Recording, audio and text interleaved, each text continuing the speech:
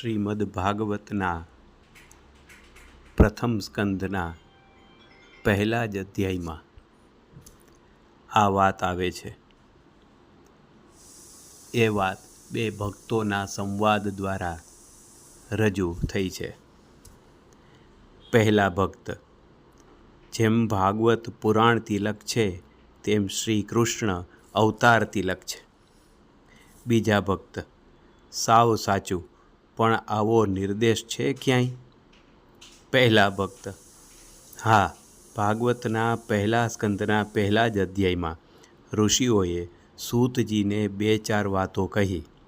પછી તરત જ સીધા શ્રી કૃષ્ણના ઉદાર કર્મો સાંભળવા આતુર બન્યા.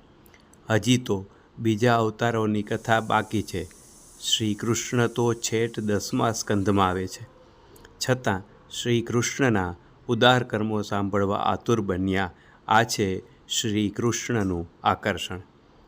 બીજા ભક્ત: સાચે જ અવતારોના મધુર સ્વરોમાં વંશીનો મધુરતમ સ્વર રાધેશ્વર જ છે.